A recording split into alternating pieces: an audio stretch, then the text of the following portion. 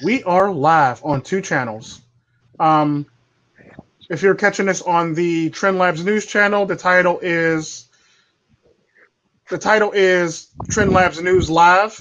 If you're catching this on the Tico Trend Red Pill channel, the title is George Lopez and PornHub. I'm here with it's me, Internal Sadist, MiGTOW to win, and Baron, Baron Yam. Well, today's Baron Nom Nom, but we'll run with this. I'm like the bulldozers in Chaz. I'm just eating all the barriers. Yeah. Breaking down barriers. Hashtag tear it down. Nom, nom, nom, nom, nom, nom.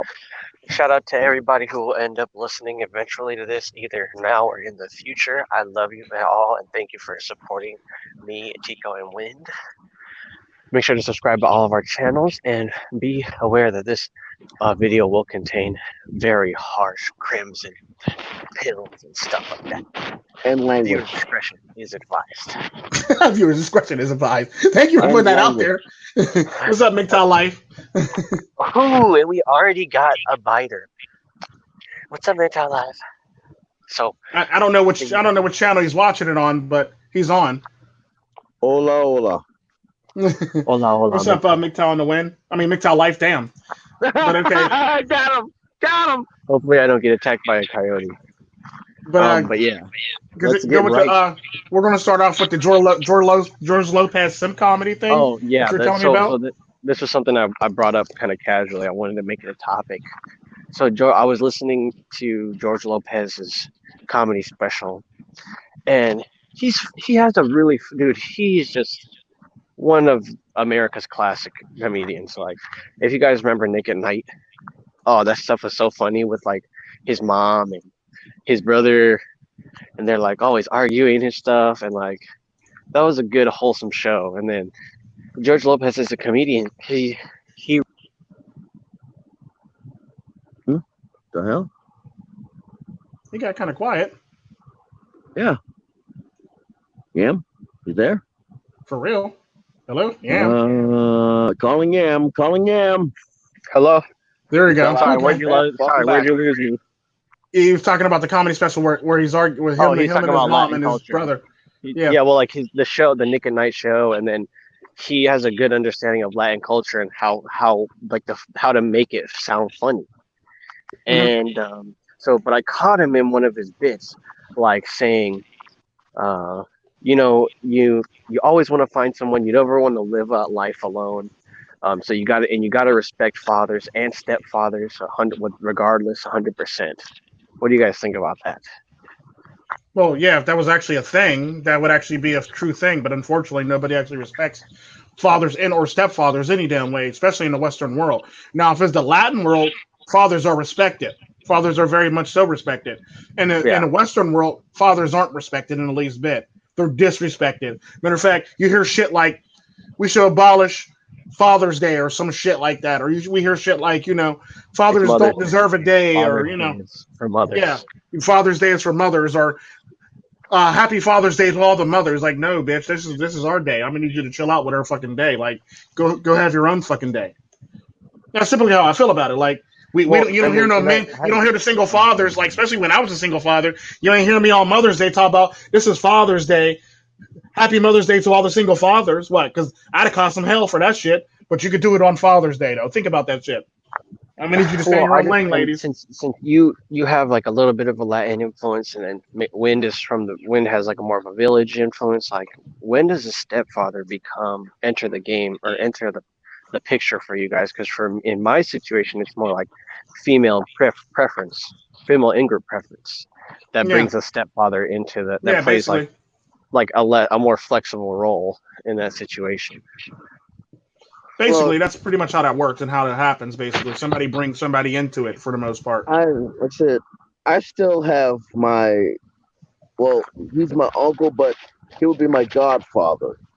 And I still have my godmother, appointed from my godmother was appointed by my mother. Actually, my godmothers are appointed by my mother. My godfathers are appointed by my father. Like my uncle who used to live down the street from me before I moved. He's actually my godfather. He was like So, what appointed is by like my dad. what is the traditional role of a godfather? Traditionally, it is a friend of the father. You know, a trusted friend of Mhm. the father. So You that said a if something, Godfather?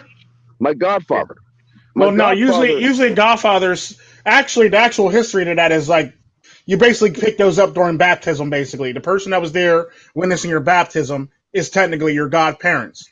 Let it be a Well, woman and a man, or a man and a woman, or whatever the fuck you got going on special. Is basically the one's your godfather, and the other one, the woman there is your godmother. Basically, so the person witnessing it is your godmother. Your well, baptism. The person, well, the male yeah. witnessing it is your godfather. It's typically how it's supposed to work.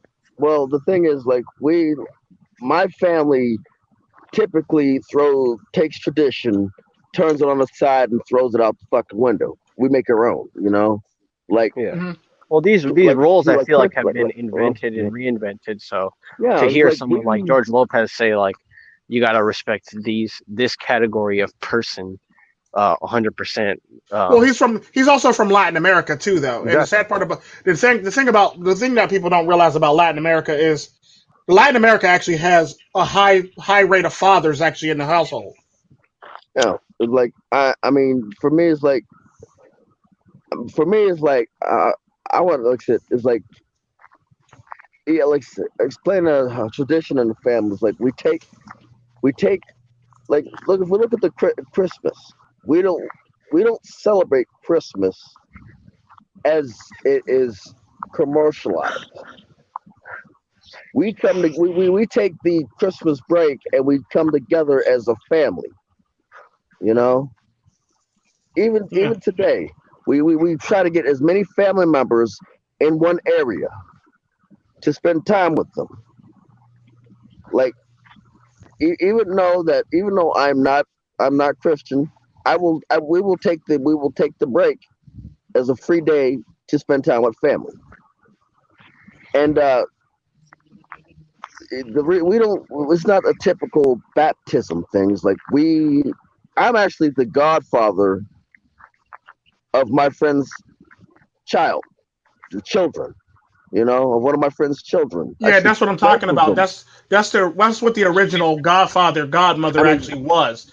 The I shit didn't. that they do nowadays It's is fucked up. man made or custom made basically to fit a narrative But yeah, I basically. mean that's and the whole family thing is made from a person. It's not out of it's not out of like spontaneous creation. Like Like a good people example, people start to assemble families in like social media profiles, and that's what becomes the family. family. Yeah, and the sad part about that, like the thing I've noticed about when it comes to family, is a family dynamic is different depending on what culture you come from. Like if you come from the Afro Caribbean culture, if a person grew up in your village with you, they're your family.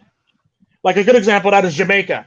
If you grew up in certain parts of Jamaica where there's a village and it's a small town, basically, like the woman that you're referring to as your aunt Dorrit probably isn't your aunt Dorrit. It's probably like a friend of the family that's been grew up around the family for the longest time for the most part, but you still refer to her as your aunt, even if it's not your aunt, if you know what I mean.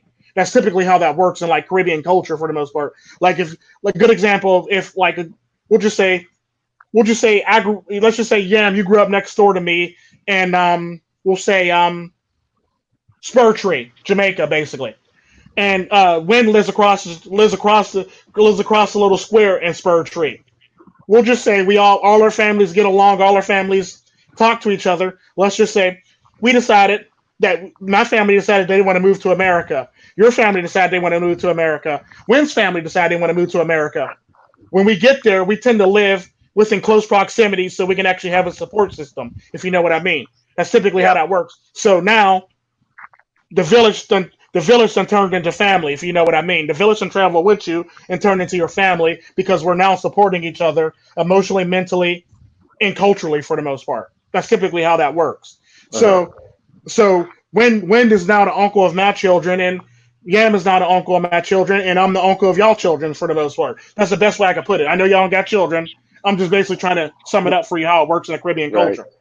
Or if you That live in a makes sense small to me. village, basically. That's typically how that works, especially in Maroon culture. Not everybody in the village is related, but if a Maroon lives close by another Maroon, you're automatically that Maroon's uncle. Right. You're now officially that maroon child's uncle for the most part. Same goes for other Jamaicans. If you grew up together in that village, you're now officially that family's aunt or uncle for the most part. That's typically how that works. So it kind of sort of harkens back to the old saying, "It takes a village to raise a family."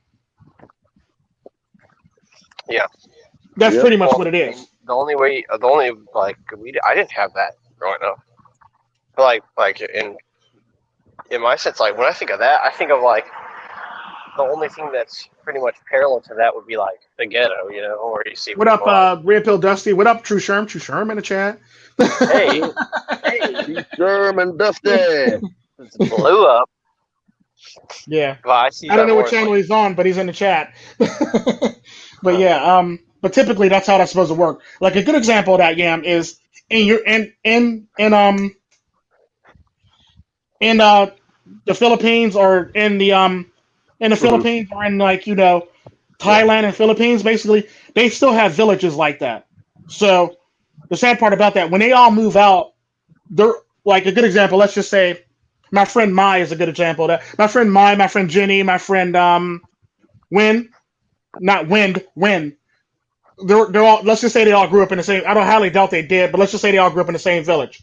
When they move out of there and they all move to America and they become U.S. citizens and they go to school, they typically are going to see each other as sisters or aunts or cousins for the most part. You see what I'm saying? That way they have that support system for the most part. That's something that I've noticed about like the Philippines, Latinos, Philippines, um, Thailand, and places like that for the most part, in the Caribbean. They'll all tend to band together if they're from a small village or a small town within Latin America. They'll all band together and they'll all be like family. Despite the fact that they're not family, when they get to America, they're family. So they're written down as family. And when they get their legal papers, they're all family for the most part, despite the fact that they share no blood, biological yeah, DNA. They're all family for the most part, and that's how they're seen when they get to America. And that's typically how that works. And it's stuff like that. So like there's a tight knit community when it comes to Jamaicans, and there's a tight knit community when it comes to Indians, and there's a tight knit community when it comes to Latinos and Filipinos, and people from Thailand. I don't know what they call their. I don't know if they call themselves Thailandians or Thailand people from guys from Taiwanese. Thailand, basically.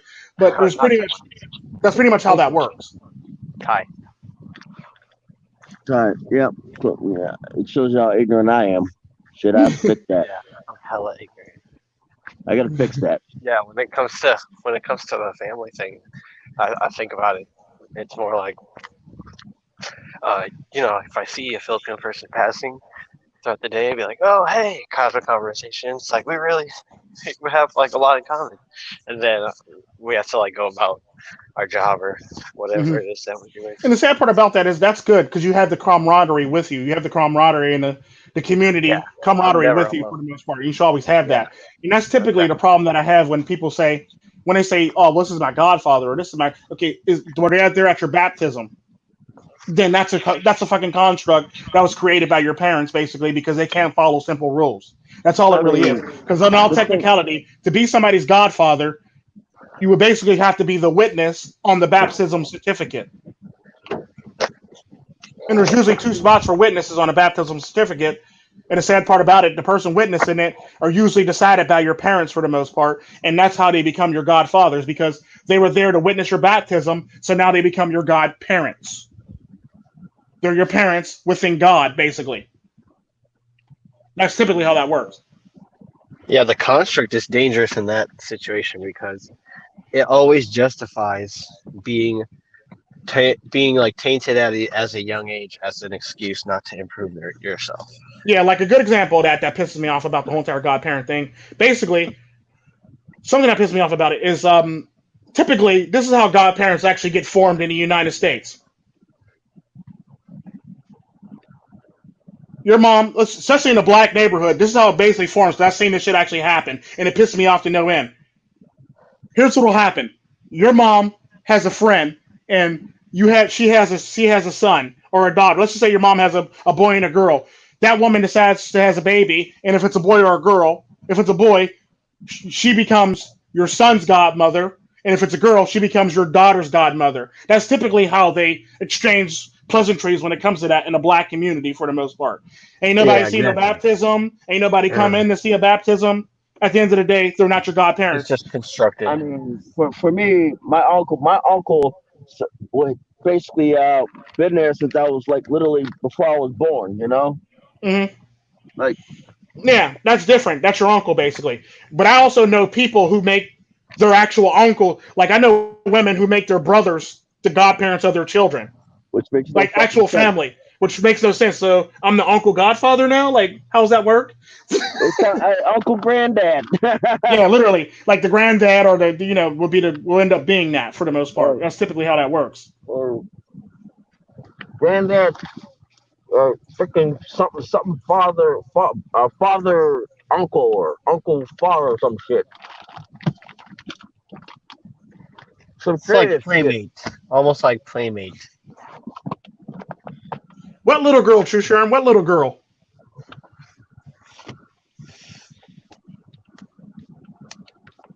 Apparently, they came and got a little girl. What? They came and got a little girl. I pray she has a better life. No, damn. What? Something obviously happened. Somebody said something. Okay. Maybe it was a joke. I don't know. No, I highly doubt it was Sherm. When he said something like that, I highly doubt that's a joke. Well, it started out with the George Lopez thing. I was like thinking about that because it's sad, but it's true. Latin culture is more dominant in America. The homeless one. Apparently, there's a homeless girl. Oh, okay. I remember now. Oh, they came in. Oh, dang. They came and got the homeless girl. Shit. The one we talked about on Tuesday. I remember now. Well, hopefully she does go to a great place, or hopefully she does get treated better. Oh, yeah. He's talking about the one that was on the site, or that was on the adult film star. Yeah. Oh, yeah. Okay. Well, then, yeah, that's a great. Speaking of adult film star, that segues in my next topic. Go ahead. Freaking King Nasir. King Nasir, the porn star. Yeah. The guy, he's like, I literally not like researched, but I saw 3 videos and he was just the ugliest women. Why? Because he's probably, I think two reasons for that. One, he's not big enough to actually make it happen for him to get like actual starlets, and he probably don't got the budget for actual starlets. Or two, they just have the lowest self-esteem for the most part. And they're willing to do anything for attention for the most part. It's typically get fucked by King Nasir, dude. Oh my gosh. Women are willing to do that especially if you get some clout or attention. I mean, sad part about that, women will actually gloat about being on in a porn video. Yeah. Talk about building their business. That's like that's what you choose for your brand. Going out as a female porn star, like I'm gonna get fucked by King Nasir. Hey, shit. Lex Steele basically is the same damn thing. I mean, we get fucked by Lex Steele for the most part. The sad part about it is I think King Nasir is actually a rising star now that I think about it.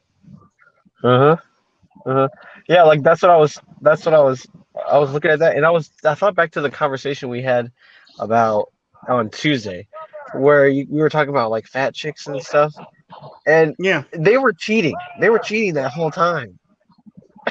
Thank you. Future and Dusty were like they were just like sappy. They were trying to take pot shots at your pics. Yeah, they were saying that they weren't ugly enough or something along the line. And I asked, you said by standards, right? You said by standards. By standards. No. He said traditionally attractive, and that's when I think traditionally attractive. Traditionally attractive by standards, yes. Who we found traditionally attractive, who I don't find traditionally attractive. You told me to pick somebody I don't find traditionally attractive, and I picked somebody, but apparently they were too good looking. Yeah. Because you're like, you don't like you can't say traditionally beautiful because that doesn't make sense. Like Yeah, people know people see a beautiful beautiful woman. basically is beauty's an eye of the beholder, but beauty is subjective to whoever's looking at the person for the most part. Right, right. So people that you're going to like, I'm probably going to be much more harsher on than you are for the most part. And people that Right, I right, like right, that I right, think right. are ugly, you're going to look at me like, dude, that's Yeah, yeah, sexy. yeah. Like Yeah, that's why that's sex. I would that's why smash that. I Like no, yeah. but like that's what I consider ugly, and that's by my standards. That's what we consider ugly. I'm sorry. Like you can't be mad at me for something I grew up with. You can, but Right. it'd be pointless. Like Okay. So if you choose ugly, is that like a conscious decision, or could you be like seeing somebody who's actually beautiful, like seeing a beautiful bitch? like a good example of that That is doesn't make me want to fuck a bitch though. Seeing a beautiful bitch, if that makes and the sense. sad part about that, like, because I've made videos on my other channel about what I found attractive. That's it, beautiful, attractive, and sexually attractive. There are three different categories for me, literally three different categories. Uh-huh, I might uh-huh. find somebody beautiful, but I'm not going to find them attractive. And even if I find them attractive, I may not find them sexually attractive, if you know what I mean. Uh-huh, uh-huh. Yeah, You see people what I'm would saying? think. Yeah, yeah, exactly. So People would like a like good look at that as a flawed mentality. well, no, it's not a flawed mentality. Like a good example, when Uh-huh. I made the video, I started off with different people from different races, basically, and I basically went into, do I find them beautiful? Well, yeah, all women are beautiful, but not all women are attractive for the most part. All women are beautiful, but not all women are attractive. So okay, That's wait. typically how I say it. Let me say, So, is body positivity trying to make women feel more beautiful, or is it trying to tell them to be more attractive, or well, to no, think body to be positivity more attractive? basically is to convince women that they don't need to change, and to convince men this is what they want. That's basically body positivity in a nutshell. You want to Is it convince it working? basically because it's the funny thing about it. I always say it in videos where I say, "Are you trying to convince me, or are you trying to convince yourself?" Yourself. Basically, that's typically how Yeah, that works, yeah. and that's typically how I view body positivity. Are you trying to convince me, or are you trying to convince yourself? Because the sad part about that is there's a lot of people. Matter of fact, about 98% of the people in that whole entire movement actually don't really love themselves or love their bodies. Because I look at it like this: if somebody says something about not wanting to date you or not wanting to do this or not wanting to do any of that stuff with you, you can't turn around and be so positive about yourself Yeah. and then turn around and True. say, "Well, it's wrong that you don't want to date me." No, you should be able to tell them, "Well, fine then. I'll be good. My pussy would be good for somebody else." Typically, that's how you should be if you're that positive about yourself. Yeah. Like me. A good example of that is me. I'm Afro Latino, and I will admit I'm black, and I'm proud to be black. If somebody come up to me, I hate niggers. That's nice. Niggas don't like you either. That's typically what I'll say to them. It is what it is for the most part. Because like I'm not gonna be I'm just angry not a, that you I'm don't not like an niggers. active Basically, piece. I'm not an active piece in like the fight against racism. Like well, no, it's not. It's I'm not the definitely fact. a It's not beast the in fact. it. It's not the fact of being an active piece. It's the fact that what happens with that is people tend to because when you try to make these movements, the problem with making these movements is the people who are actually in these movements have to actually believe this shit for the most part. Yeah, they Is what have I'm to trying to actually say. buy it. They actually have They to have to believe well, it themselves because you no, can't say some of them are you can't say indoctrinated. black Some of them pride. You actually can't know. preach black pride, but the person preaching it don't really believe in the pride in their damn self. If you know what I mean. Like you can't say I love myself, then be out there trying to get bleach whitener or something like that for your skin, or I love myself and But be out there no. trying to put makeup on to look like a porcelain white lady for the most part, but your hands look dark as hell, but your face look like Michael Jackson. You can't be you. That's not loving yourself for the most part. That's self-hate for the most part. It's typically what I mean by that. And the sad part about that is when I say that, it blows people's mind. Like I can look at a woman and find her beautiful. Yes, all women are beautiful. End of story. That doesn't mean I find that woman attractive. There's still Right. stages to this. And if I find her attractive, that don't mean I find her sexually attractive for the most part, is what that means. Like I did a video for all bunch of different women from every walk of life for the most part. But typically, here's how it works. Do I find this woman beautiful? Yes. All women are beautiful, but not all women are attractive to me. So what that means is you're beautiful, but I don't want to date you, and nor do I like you enough to actually think about you in a romantic manner for the most part. It's typically what that means. All women are beautiful, but not all women are attractive. All women are beautiful in their own ways, basically. It's basically how they do it. because when I was coming here, my granddad had to tell me something because I had a foul mouth, and I was willing to tell women how I really feel about them. So my granddad basically came up with this thing, so I won't sound as harsh to people, basically. So typically, that's what I say: all women are beautiful, but not all women are attractive. That was basically what I say to women. But like, then there's the attractive one. I found you attractive. Yes, you're attractive. That means you piqued my interest, this, that, and the other. However, that doesn't mean I want to bang Like, you. what if she corners you and says, "You have to have sex with me. You can't. I don't have to do any damn thing. I know. I'm just do saying. anything. I'm just saying a hypothetical. Yeah, hypothetical. Hypothetically, if that happens, it's actually happened to me in real life multiple times. I don't have to do anything. I can always choose to out, basically. What you going to do? Yeah. All right. You going to try to manhandle me? What if she come on signs a contract? Yeah, because that's why I like think about. That's the way like I think about or philosophize about, like porn and porn industry and stuff. I'm like, well, what is it? What are you really watching? Like, what are you getting from any of that stuff? And people like to just like wax right over it a lot of the time. Be like, it's this, it's that. They do. They really gloss over it as a whole. But it's because it's really taboo. But I was thinking about the way that I think like a lot of men think about it is like when you watch somebody do it.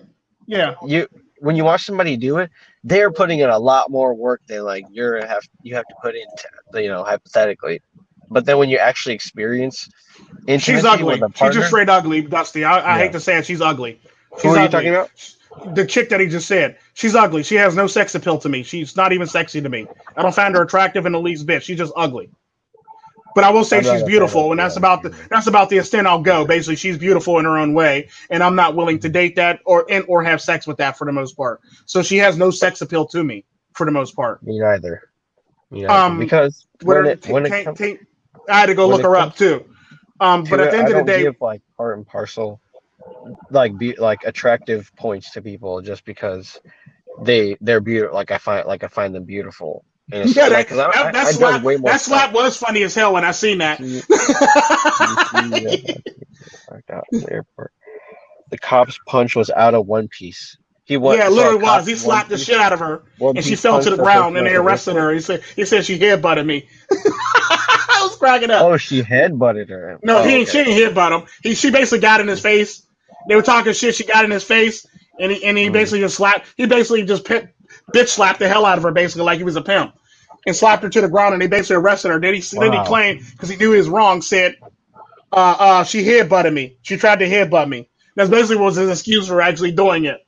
But yeah, it's typically like that. But like, to be honest with you, to actually describe the King Nasir thing in a nutshell, if you've ever noticed with black men, when they date somebody from another race, it don't matter what she look like, especially if she's white. They'll date the ugliest chick from the white race, basically. But the sad part about that, their white male counterparts will go out and get the hottest bitch from that race that they're dating into. You know what I mean? You ever notice that? Well, okay, like black. In other words, what I'm trying to say. In other words, what I'm trying to say about King Nasir is he basically is betraying the standards that black men have, and he's bringing it into porn. Exactly. Black men typically have very low standards. If you live in the Western world, if you live in America, you typically have very low standards. If you live in the UK, if you see the white women or the women from other races that black men date in the UK, them niggas got standards. They got real good standards. And the same goes for like they're a good metric to actually measure by. Yeah, and the sad part about that, the same goes for the black men who live in Canada. They have, I mean, it's not as high as the UK men, but it's higher than the US men, basically. Because the Canadian black men have higher standards than black men in the United States. A lot of black men in the United States have like a low status mentality. Yeah, and the sad part about that, in all technicality, like sometimes like they could be hyper famous, but they still have like that whole. Yeah, they're literally dating the ugliest bitch on the market. Like, dude, why'd you pick her? Like, you could have picked better.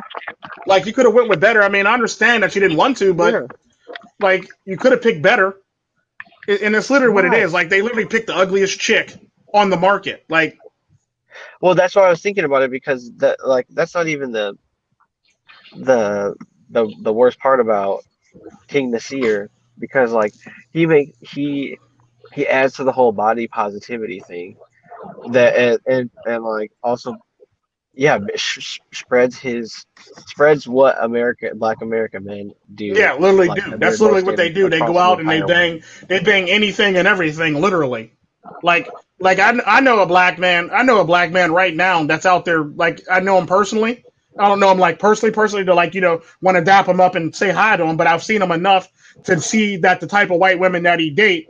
Like I've always joked about it like this. How come when white men go out to get women, when white men go out to get black women, they get the baddest bitch on a black side for the most part. Of the And game. then when these black men go out, they come back with My Pet Monster and shit like that. Pretty much. Stevie Seymour. Damn near my singing monster. Fuck.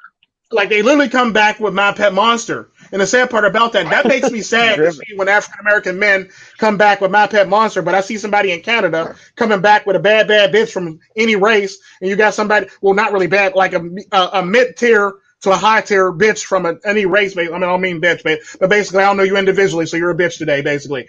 But typically, when a black nigga come back, when a nigga come back with a heifer that looks like My Pet Monster in America, you got the niggas in Canada coming back with women who are like, fives or sixes and above. You got the people you got the black men in the UK that's coming back with like sevens and aboves and shit like that. There seems to be a disconnect when it comes to black men in America. You never want to get tagged by a middle American six. Like you never. Well, no, I'm being serious. Like literally, if you meet a 6 or a 7 in Canada, she looks way better than a 6 or a 7 in America. True. Certainly true. Like there's this one woman at the border. She actually looks good. Yeah. I will admit that. She actually looks attractive to me. One woman at the on the Canadian side of the border, she actually looks very attractive to me. Am I going to hit it? No. But she looks more attractive. I would say she's about and this is going to be shocking for y'all because I'm actually going to give somebody a very, very high score. She would be a 7 or an 8 on the Colombian scale. She's a border patrol person for Canada.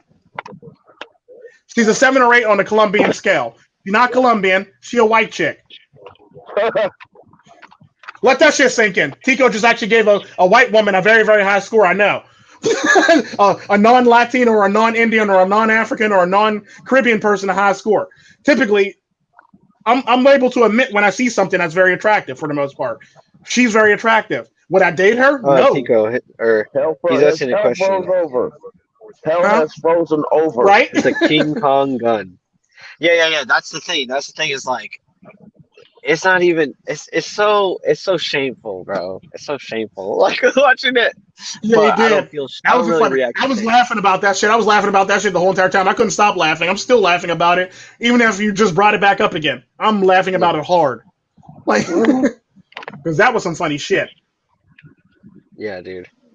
And like that brought me back because like when I said I meant to say Felicity Jones, not Felicity Huffman. Like Felicity Jones.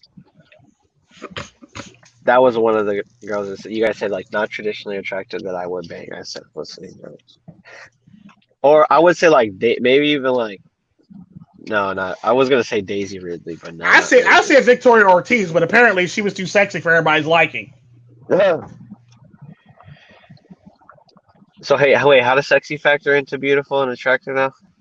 Sexually attractive. Okay, sexually attractive, basically. Like a good example, I've actually said this multiple times. I can actually date a woman and not be sexually attracted to her and never have sex with her. Wow. Simp. Hella simp. That's not simp. I'm not banging her. She can't hold sex over my head because I don't find her sexually attractive for her to even remotely want to bang her. Technically, if you're a simp, you're doing it in hopes that you'll get the panties for the most part. I can date a woman and not want to have sex with the woman the whole entire time I'm in a relationship with that woman. Yeah. However, if you cheat on me, I'm going to be talking shit on you. I'm going to be roasting you. My whole entire female family is going to be roasting you. Oh, yeah. If you talk any shit, dude, any shit. I'm roasting. My whole entire family is going to, everybody in the female family is going to roast the shit out of you if you cheat on me. It's that simple. So I can date a woman, be in a relationship with her, and never have sex with her. I can do that for about 7 years. If I actually wasn't a woman with a relationship with a Oh woman, yeah, I could literally be in a relationship with a woman for 7 years and never bang the woman That if I don't would. find her sexually attractive. But is that petty though? Huh? Is that No. Is that you being quote unquote, as no sweetheart would put it, abusive? No. Is that you being Well, it's not abusive? abuse, no, because I look at it like this. I gotta find you sexually attractive for me to want to fuck you. It's just that simple. If I don't find you sexually attractive, I'm not fucking you. It's that simple. A good example of that is how I always say when it comes to women, I like just because I can lift and carry 500 plus pounds, that don't mean I want to lift and carry 500 plus pounds. You see what I'm saying? You know what I mean? Right. Like, because I look at it like this. So when it comes to women, this is basically how I view a woman. Right. This is how basically I view a woman. If, let's just say, a Hurricane Katrina incident happened near my house, basically, and now I got to carry the kids to safety. If I can't carry that woman to safety and fend off anything in the water, that bitch is being left. You see what I'm saying? If I gotta use both my arms to carry this woman and try to fend off whatever's in the water, we got problems and you too big. That's simply how I look at it. Like I can carry two kids, and I can carry two kids to safety and fend off shit. But what I'm not finna do is carry a woman that weighs as much as me or more than me to safety when I gotta fend off some shit.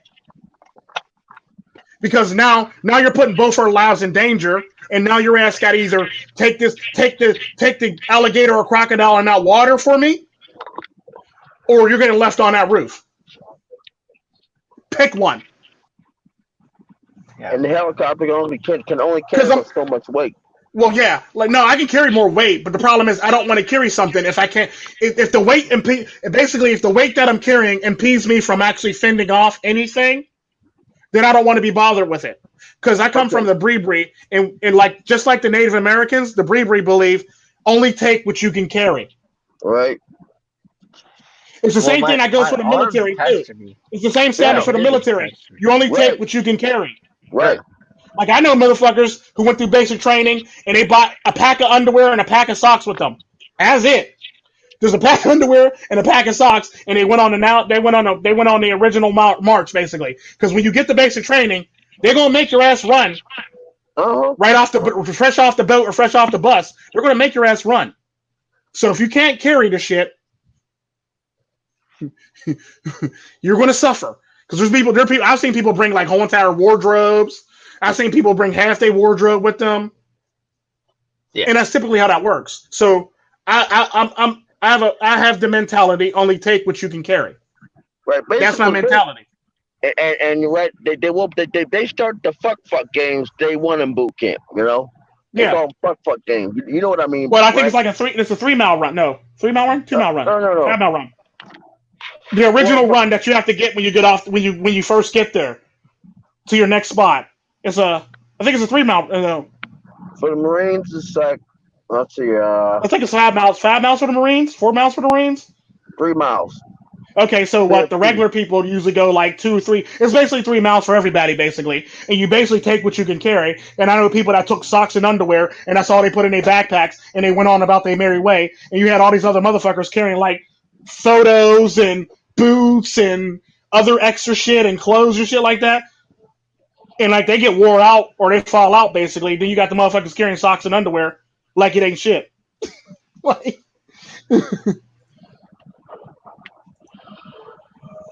Yeah, you're right. You're right, Sherm. Black men need to stop doing that shit. Black men need to get some fucking standards. Right. I may be from a first world country, which technically transitions us into our next topic. But continue with this topic. Hey, look. What's the next topic? You knew what it was. We talked about it already. I may be from a first finish this one up. Look, I may be from a first world country, but I got standards. Yeah. I wouldn't care if I'd be implanted into any country. I might have standards. Oh yeah, definitely. Shit, definitely. Because at the end of the day, with a lot of black men and a lot of white, the sad part about that is game to play the word game or whatever. But like they were playing it last stream. But if you actually wanted to follow it, it will be wiser to stick with like the traditionally attractive one, and not just us talking about having sex with ugly bitches. Basically, do you find her traditionally attractive? If the answer is no, don't bang that woman. If the answer is yes, then bang that woman. Typically, it's basically how I look at it. Like, I look at it like this, because like, if you're only fucking her because you just need to get your rocks off, then you're adding to the fucking problem. You're only adding to the fucking problem. That's the reason why these heifers believe that they're so high on a pedestal right now, because your dumbass done bang somebody. Now they think they the shit now because you bang that person. You're adding to the fucking problem. You're adding to the growing problem that is these women's high ass opinions of themselves. What? They don't call it trip for a reason, man, or for no reason. Like it's like a reality trip. Yeah. Because you're literally tricking your status out to this woman that's low tier. Now she thinks she's the shit now. That's typically how that works. She's a Sigma 6 now. You know? You're fine, Susharm. You're fine. You're fine. We're not even talking about that. No, I'm just saying though, like a lot of the problems that a lot of men have, I've noticed, and especially in the US, is they tend to punch down low. And the sad part about that, I believe a lot of them punch down low because they lack the confidence to actually go on their level or higher, basically. And the sad part about that is when you lack that confidence, you tend to lower your number on the scale. And basically, if you don't have that confidence and how everybody perceives you, like you could be an 8 looking, you could be an 8 or a 9, but if you don't have confidence, you automatically drop down 1 or 2 numbers, 2, 3 numbers, basically without that confidence for the most part. You could be a 10. You don't got confidence. You end up a 7, 6, or 4. Or I know a lot of good looking single white. I know a lot of good looking white men or a lot of good looking black men who are single right now and ain't got no play and haven't never got no play. And as soon as they open their fucking mouth, they don't get no damn play. You see what I'm saying? Yeah, exactly. Yep. It's not a reality. I know people that look better than that one dude who everybody thinks is attractive. That one dude that was in prison, Jeremy Meeks. I know motherfuckers that would actually make him look like a fucking 6. And they still single. So obviously it's their social skills, or obviously it's how they carry themselves, or obviously they lack the confidence to actually look good. There's a lot of, believe it or not, there's a lot of shit ton of women who actually lack self-confidence that are really, really hot and good looking, and they lack the self-confidence and they don't believe that they're attractive or good looking. Nor do they think they're attractive or good looking. True. There's a lot of those, just like there's a lot more men who believe the same damn thing. Because we grew up in a society that you ain't shit, basically, if you're a man, for the most part, especially if you're a white man. Oh, you're definitely not shit in this society. Like, they treat you like shit, and they tell you ain't shit on a daily basis. Yeah, it doesn't matter. Everything's your fault on a daily basis. You just think about that. You as a white man just come out the womb and you're bombarded by you ain't shit, you'll never be shit. You just got here. You literally just got here. And you're bombarded by you ain't shit, you'll never be shit, and you're the reason why we're all in this mess, basically. Like, think about that. How would you feel growing up as a white man in this society, basically, being told that you ain't shit, you'll never be shit, and the reason why all this has happened is your fault? That's bullshit. You just got here. Yeah, you literally just got here. You're like, legit. But apparently, and this is what I'm going to talk about here. This is how I'll transition to this one. It's funny how when somebody brings up slavery, it's like the past be the past, or you weren't born during the slavery, and this, that, and the other. But the minute they want to down a white man, oh, you're slave owners and this, that, and the other. Wait, I thought it was let the past be the past. Now all of a sudden you want to use the same talking points that I just tried to use, that you told me let the past be the past. Now you want to use it on white men now? Are you serious? How's that work? Like, when I was talking about it, it was let the past be the past. When the minute you want to use it on a white man in this society, now all of a sudden it's totally plausible, it's totally okay to use it on white men, despite the fact that this kid wasn't alive when this shit took place. You see what I'm saying? Like, how's that work? It's just very petty. And the other thing is, if you took, how they say the hypergamy thing goes inward to the United States. Like, if you bring a foreign girl here, she'll become hypergamous. Like, it doesn't matter. Like, does that work Can you reverse hypergamize an American woman by taking her to a place that's like a third world country? Probably not. But the sad part about that, the neat thing about a third world country is she'll be Like more especially a third dependent. world country with more hot with like Azerbaijan. Oh shit! Now you're cutting up. You trying to You get a know? bitch killed and shit. Yeah.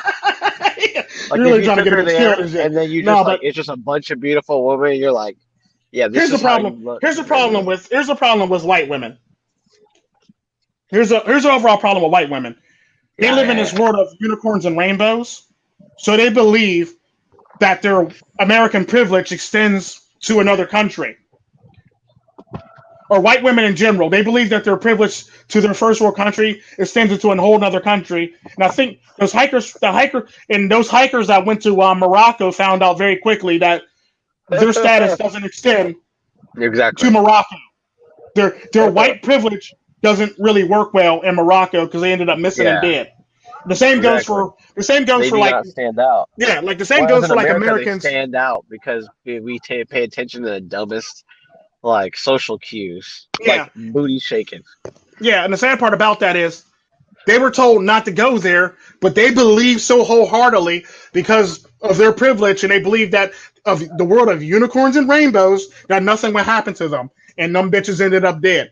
It's typically how it works. It'd be no different in like a good example of that is if you live in Orange County and nothing's ever bad happened in Orange County, and you sit there and this false narrative that nothing ever bad can happen in Orange County, then all of a sudden out of nowhere there's a mass You get killer, robbed. you get robbed, or there's a mass killer just killing people and random people in Orange County. That's going to rock you to the core. You're going to be shocked. When in fact you should have been preparing for this shit in the first damn place. I'm not saying you have to, but you have to prepare. You have to err on the side of caution with your neighbors either way, because you have to be prepared for shit to actually happen. You can't live in this bubble thinking nothing would ever happen when shit would actually Yeah. happen. Like there's Yeah. been a lot of white neighborhoods who've been shaken People to the just can't core because a serious crime happened. Yeah, exactly. You always got to be on the lookout. Like Yeah, like that's because why this it's unicorns and important to rainbows stay. shit's not really working when you hit like the real world. And the sad part about that, when it comes to white women, the real world actually happens when you leave the United States. Yeah. The real world literally happens when you leave the United States. It's kind of like the joke that Steve Harvey was telling about when he went to Africa, and it says on a brochure, "Don't bring your pets." This white family bought their pet, and their pet ended up missing. Now, if this was America, the authorities would be out there searching day and night for this pet. But it's Africa. Ain't nobody looking for your fucking pet. Don't nobody in Africa care about your fucking pet. Now, if you were a human being, they would go find you. But they're not looking for no fucking pet in Africa. That's not their job. Their job is human beings, not no fucking animal. Unless it's on a endangered species list. And that white family was so upset that nobody was actually moving to go find their pet, that they were upset, and they decided to sue the hotel that they were staying at. And the sad part about that, it has in a brochure, "Don't bring your small pets." So needless to say, they lost that lawsuit. And that's typically how people think when they leave America. They think their privilege extends to another country. This is how you always end up hearing like white people or black people being shot in Mexico. If you mind your fucking business, shit like that won't happen. It's just facts. This is why tourists always end up like dead in Mexico, because they were too, especially the white men tourists. They sit there and they try to be white knights for Mexican women that got themselves into some shit, and they want to be a white knight in Mexico, and they end up dead or decapitated or dismembered or disfigured or all the above, basically. The headless Like, knight. don't be a white knight in a country you know nothing about. Stock. Yeah, that taking shit. Don't let that taking shit get your ass whooped or killed. It's basically what I mean by that. That's what I mean by that Liam Neeson movie.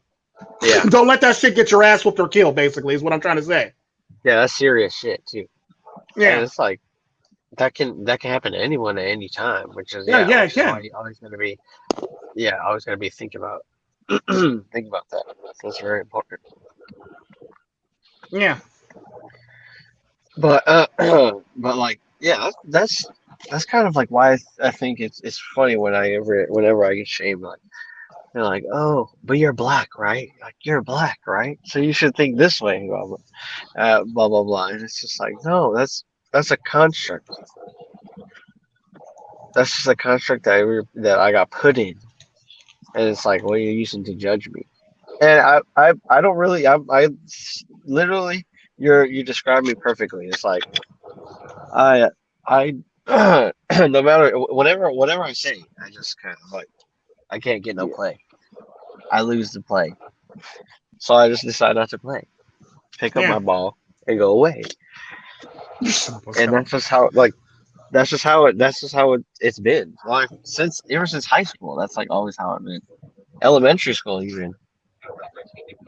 Yeah. I don't really like to associate with people that don't like me. You know, I'll go somewhere else. And that's typically how that works. And the sad part about I that don't I don't is, and that's it's so weird. It's like I don't like to play that role that other people like to play, and just because I don't, oh, I'm abusive. I'm abusive. You know, well, the sad because part about that, you're not I abusive. refuse You're to allowed to have be standards. But abused. the sad part about that, the construct and the country in which you live in, they don't want you to have standards because by having standards, you can actually see through the bullshit, or you can actually dodge the bullshit that they're trying to throw at you for the most part. Like, oh, Mm. she's a nice woman. That's why I always tell people don't go on blind dates because 9 times out of 10, the people that, no, fuck it. 10 out of 10 times, if you go on a blind date, the person's either crazy, not your type, ugly, fat, or all the above, basically. And that goes for men or women. Don't go on fucking blind dates because the person's not going to be your fucking type, or they're going to be crazy, or they're going to have some quirk about them that you're not going to like, or something about them that you're not going to like and down the line for the most part. Because when you go on blind dates, you're basically meeting everybody's representative. So don't go on blind dates. Period. Yeah, don't go on blind. Don't go into anything blind. Right. And it's like going into something blind is a tactical disadvantage. And Yes. I never let myself go into. He's like, True Charm said I'm so. He says, what this guy's name? Wait, Like, King Nasir. King King Nasir. Nasir. He only bangs ugly chicks. I'm glad I got Tico Trend standards. Dude, I'm glad. Exactly. You gotta have some sort of standards for that. That's true. Yeah, don't go Well, on I was blind like, dates because yeah, technically, if you go on a blind date, you're basically lowering your standard for some bullshit. Like a good example of that is when I worked at a hospital. I had this one lady try to hook me up with a woman. I don't know what she looked like. I had an idea what she looked like. And the sad part about that is when she actually showed me the person, I'm like, yep, see not coming. I'm glad I'm in a relationship. I don't know why she tried to do this shit, but okay. It's like, but yeah, it's typically shit like that for the most part. Like, it's like you want to give people a chance because you feel bad for them because it seems like they're trying to do shit to help you out, basically. So you feel bad, so you want to give them the opportunity to help you. But the sad part about that, they end up screwing you for some way because they put you with somebody who they believe you deserve, or you believe they believe is on your whose level you're on for the most part, if you know what I mean. And that's sad that they had that low. And that basically lets you know, like anytime a woman hooks you up with another woman, look at that woman, and realize you just got red pilled, and that's exactly how she sees your ass. yeah. Yep. Now, luckily for me, the woman wasn't ugly. But the fact of the matter is, I don't date white women, so she was automatically excluded any damn way. Yeah. I don't date. Period. I just don't like to date. I'm just saying I I don't really don't like like. labels. That's one of that's one of my big four I don't date, basically. Yeah, I just don't date. I'm sorry. I Well, have no, too I'm many. talking about I even have. I'm talking about in general. Like I've never once thought to myself, out of all those big four, I never once thought to myself, I'd hit that. I never once. No, no, no. No, not really. Have I been like drunk and thought to myself, yeah, I would have sex with her? Shit, not me. Maybe. It don't made. matter. It don't matter how drunk I get. I still got standards and shit. Because all the alcohol in the world is not going to make you Well, sexually I don't attractive, even think I make you would sexually have attractive to Look me, here. and that's One typically thing how I for work. me. One yeah. thing for me. It's the morning after. You know what I mean? Yeah. The morning Yeah. after. Well, no, I never ran into that problem because even drunk or impaired, I still got standards. The sad part about that, when I'm drunk or impaired, I actually have higher standards than I do when I'm actually sober. I found out. Well, the thing is So, for me. so basically, if I'm drunk or impaired, motherfucker, I think I'm sexier than you. Like, just legit, that's literally how I feel about it. I'm sexier than you, so you got to be sexier than me. And if I believe I'm sexier than you, then, like, basically my standards go up so ridiculously high, it's basically not happening. Yeah, I can't. Well, that's true though. If I ever get drunk, which I don't necessarily drink, I stay planted. I don't really go into situations blind. My standards are heightened for sure. I would never No, do see that. that's But wrong. it's been like when That's wrong, Real Pill Dusty. Because at the end of the day, there's always going to that, be a hierarchy in society for the most part. The animal kingdom pretty much proves that on a daily basis. So there's not enough black pill to explain away animal kingdom. There's always going to be an alpha male. There's always going to be a beta male. The question is, where do you fall out in that hierarchy? Are you the alpha, the beta, the sigma, the alpha, the omega, the gamma? You know, you name it. Go all the way down the list. Basically, there's always this. No matter how much you want to preach, there's no preach construct. That construct will always exist in every single type of human being, every type of animal. Basically, that hierarchy exists. And the sad part about that, at the end of the day, lions technically don't know anything about a construct, but they know that they need an alpha male.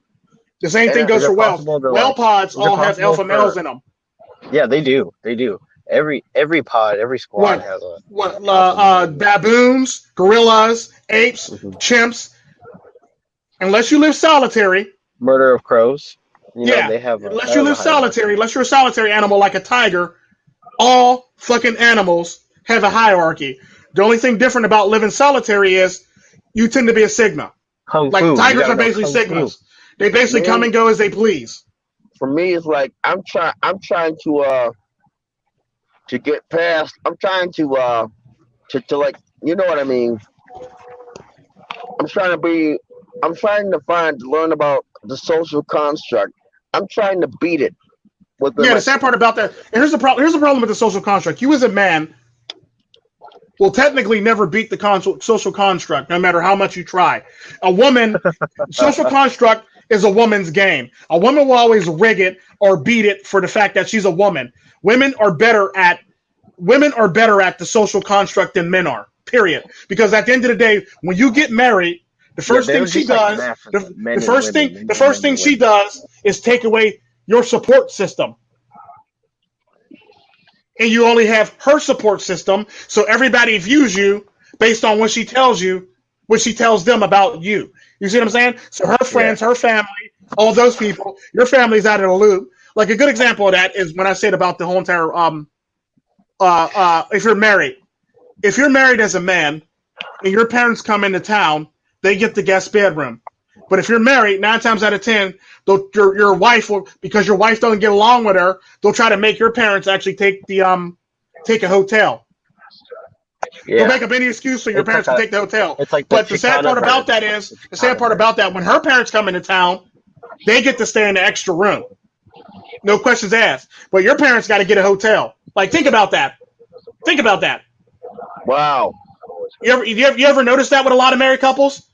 And the sad part about that, even if your parents get to stay in the guest room, if they book their arrangement first with you, they get to stay in the guest room. Your parents get to stay. However, if her parents call, now your parents get bumped out of the guest room and they got to get a hotel, and her parents get in the guest room. You see how that works? Y'all see how that works?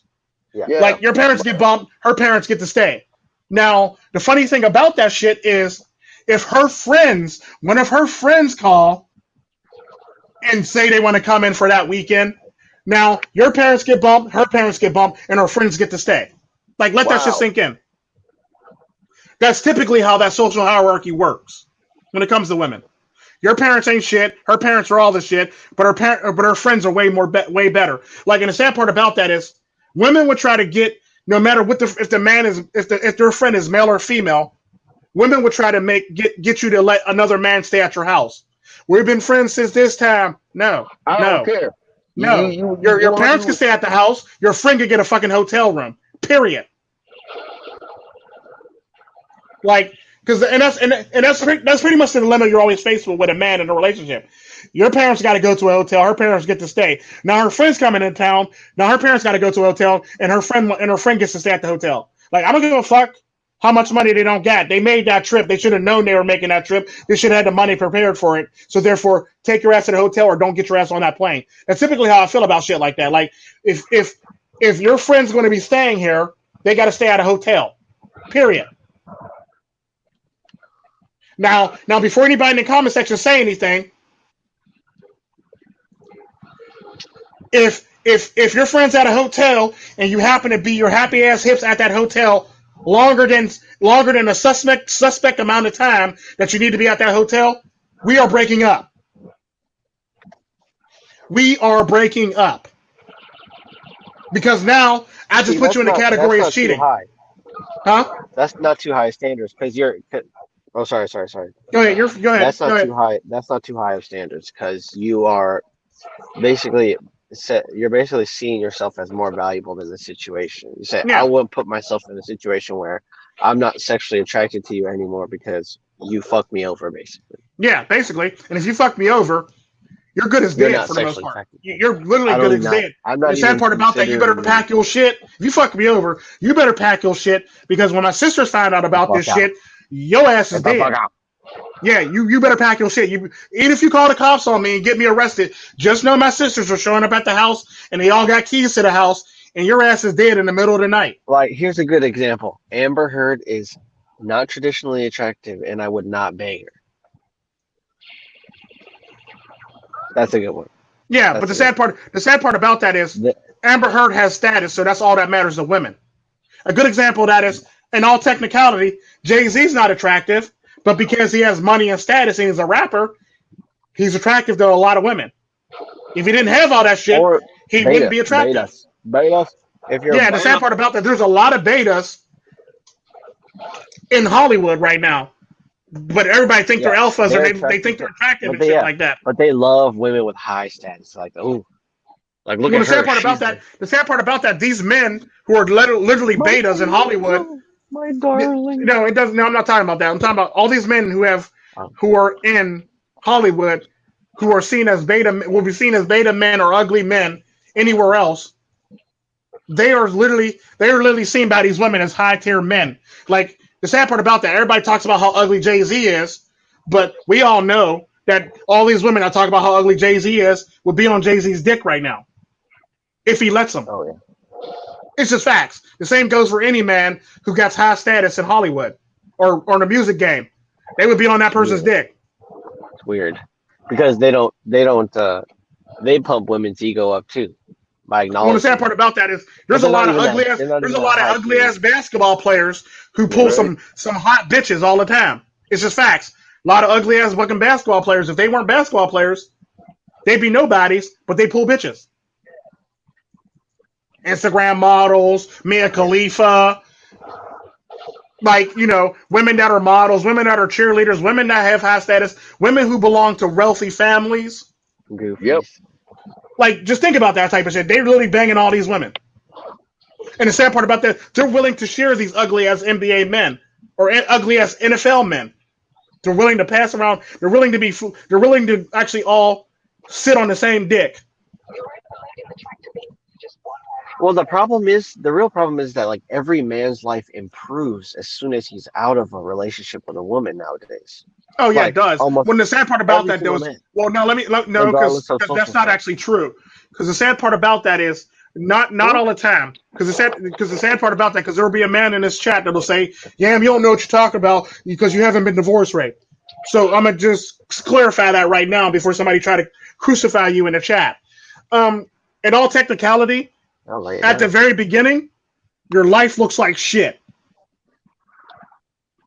Well, if you're a white man, your look life like looks like shit. the shit from However, when you hit the womb. when you start climbing out of that shithole that you're in, you start seeing the light and your life starts looking better. And the sad part about that, despite the fact that you're divorced and being like still paying all this shit, it actually affects your life. It does. Until you can actually get a hold of everything and actually get shit to stop. Like a good example of people whose life were literally shit despite the fact that they were doing good and working is Hammerhand. Up before I'm willing to bet you any money, up before Hammerhand got found out about this Title 4D shit, Hammerhand's life probably sucked. We didn't see it. He probably didn't tell us as much about it, but I'm willing to bet you his life sucked. However, after he found this Title 4D shit, his life improved. His quality of life improved. He actually had an extra pep in his step. This nigga was much more happier than he normally is in videos, but for the most part, after that whole entire thing went through. He was actually much happier. He's a much more cheerful person. It seemed like a lot of weight was lifted off of Hammerhand after that whole entire Title 4D thing went through, and he found out he ain't got to pay her no more shit, basically. You see what I'm saying? His quality of life went up. You see what I'm saying? So in all technicality, what you're saying is true, but initially, men who actually literally going through this shit will say, yeah, you're full of shit. You don't know what you're talking about. But at the end of the day, once you clear all this shit, or once you can actually get a clean break, or once you can get a break where, like, she's not going to try to take you to the cleaners, basically, you tend to actually see a better life. Because it's kind of like the one saying, when, like, you want to get a divorce from somebody, then you realize they say it's cheaper to keep her. If you know what I mean? Mm-hmm. Now, the sad part about that, they say that shit, but however, 9 times out of 10, the reason why they say that is because 9 times out of 10, you're going to probably be paying out more money to her than that's actually going to be coming into your household. But the sad part about that, if you actually look at a household in general, the reason why you're making this money and working yourself to death is because of her. You see what I'm saying? The reason why you got this cool job, the reason why you're looking for promotions, the reason why you're looking for raises is because of her. Just because you make more money doesn't mean your life is actually good. Because the more money that comes in, it's kind of like the saying from Biggie Smalls, more money, more problems. Basically, that's what it is. The more money you make, the more money she wants to spend. Or the more money, the more she wants to upgrade shit around your house, your cars, everything like that for the most part. Because she wants to have that lavish lifestyle for the most part. Hell, women are more likely to live above their means in a household with a two-parent working household, or a two-parent household with a one person parent working. They're willing to live above their means. It's kind of like how like about 90% of Americans live paycheck to paycheck. Yep. So if one thing falls, that whole entire house of cards comes down. So let's just say he gets injured on a job. He's screwed, you're screwed, the whole entire family's screwed because nobody saved any money because she's too busy spending the money as fast as it comes in a house. Another good example, let's just say he gets laid off. You're screwed, he's screwed. Now he got to find a job. Now you got to go find a job. Now you probably don't want to be with that man no more because you're used to living the lavish lifestyle for the most part. You see what I'm saying? Yeah. And there's not too many women that's willing to stay with a man who's actually going through shit. Like tell me more about like the whole fat chick thing. Is like you said, what does she do on that treadmill? Like that makes a lot of sense to me, but I can. Well, no, because like me, I might look big on video, but I'm actually I'm not gonna say petite because that make me sound like a gay person. But I'm a very small person, and I'm a very small person in public. Like Wynn's met me several times. He can actually say that. Like I might look big on videos, but I'm actually a very small person. I look like the type of motherfucker. If me and Wynn were getting into a fight, he would put his hand out on my head, and I'd be swinging. You remember those little kid fights where like they put the person with the long head, the taller person puts their hand on their head and they're swinging like little kids, basically. That's typically what it would look like for the most part. But yeah, that's pretty much what it would look like. When does if you took the kids like in those picturesque paintings of like the neighborhood where they're whacking a hoop with a stick and you blew that up into a real person, like that would be like what it would look like in my mind. My imagination. Well, no, because the sad part about that, they're not whacking a hoop with a stick. They're basically playing that loop. There's a game that you used to play with the stick and a loop. Basically, you would just do that with the stick and you keep it rolling for the most part, and you basically pass it to the next person using the stick, the loop and the stick. Basically, that's typically it's a game. It's kind of like ball in a cup. It looks pointless to you, but it was hours of fun in Latin America. Oh, nice. Fuck you, Nice. yeah, we're poor, damn it. We're poor, damn it. I've you mean always that been into where you graphics. literally Like I said, on we my literally channel, I chased talk after a about like hoop? Yeah. the games that Yeah. I had growing up. Yeah. It kind of That's what I'm talking about, basically. Yeah, I know what you're talking about. Yeah. Yeah, that Like was the fun. gaming that I grew up See, on was Win like, found it fun. yeah. That's life when you're poor, damn. Oh. Not everybody grew up in fucking OC like you did, pimp. Yeah, right. I grew up in Orange County. Yeah, exactly. I'm born and raised here, right? Not everybody got OC money like you pimp.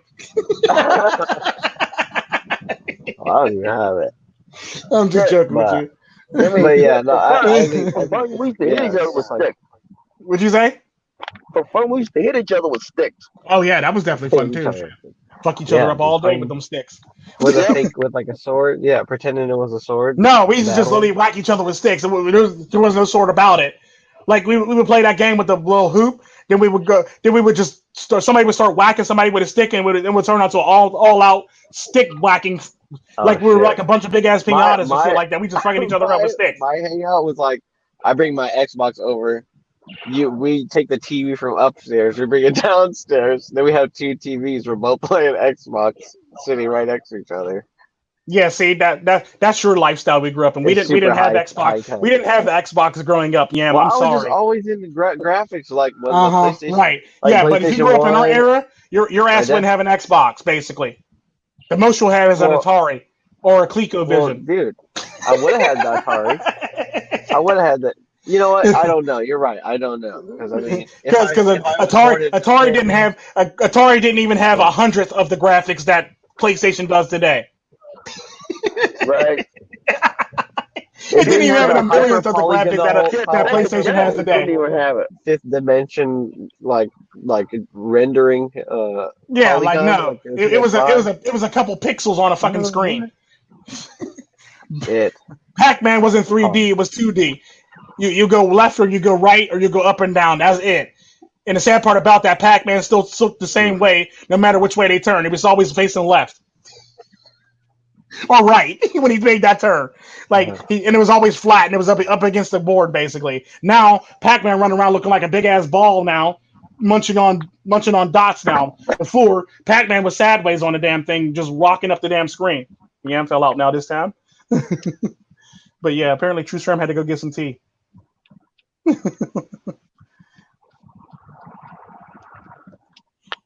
But yeah, it's just stuff like that just blows my mind. It's like society, you definitely got to have standards for the most part. You can't just be like, well, this, and this.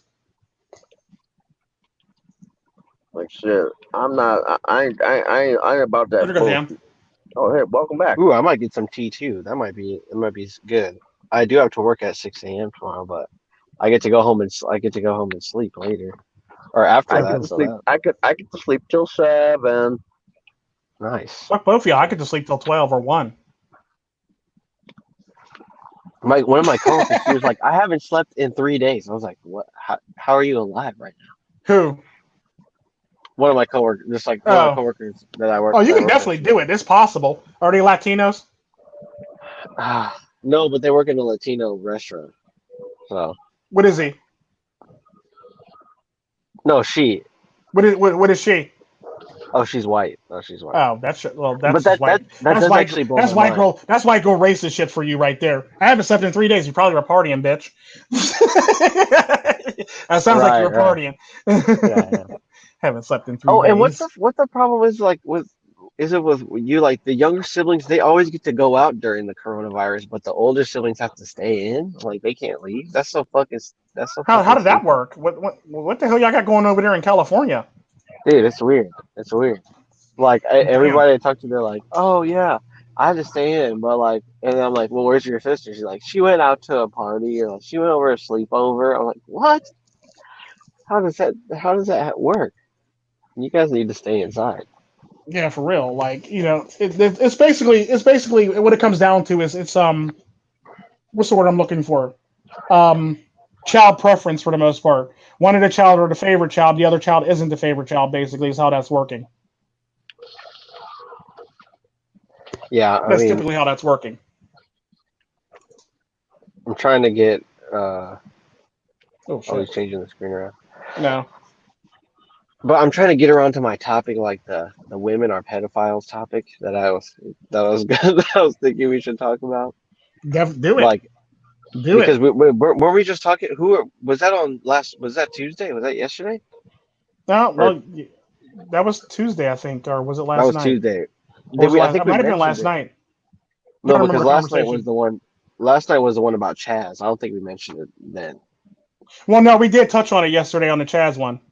Yeah, yeah, and that Yeah, we're talking well, it about does tie in how with the women do that with like type of shit, and we talked about it yeah, on it's messed Tuesday up. too. So we touched on it lightly yesterday, but we did touch it on Tuesday. See, the thing is, yeah, But like what? How do women like what? When women watch porn, do they like do they like get into that? Because I've seen they got ones where it looks like it's like a kid.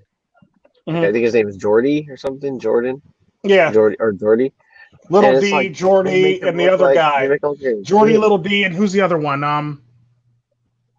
There's another kid, that one that looks like a kid, basically, and everybody likes working with Yeah, them because yeah. they look young and they make them feel young, basically. Oh, What the wow. hell's his name? Not Nicky. He's basically a Latino too. There's Jordy, there's the other guy that's a Latino, then there's Little D. Yeah, and like at some point you're just like wow, that's so true. They make them feel like they're younger because they Yeah, always have to. They always end up fucking like the old, all the older ones. yeah, like I think I want to say like Lil D's what Don't get me all of wrong. what like barely 20, but he's banging bitches in their 50s, damn there.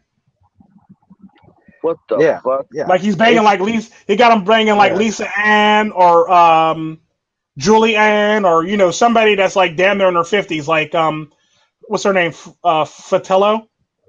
How does she still get like? That's so crazy that she gets attracted. She gets like in the mood to fuck that guy, that kind of person. Like that's so Who? fucked up.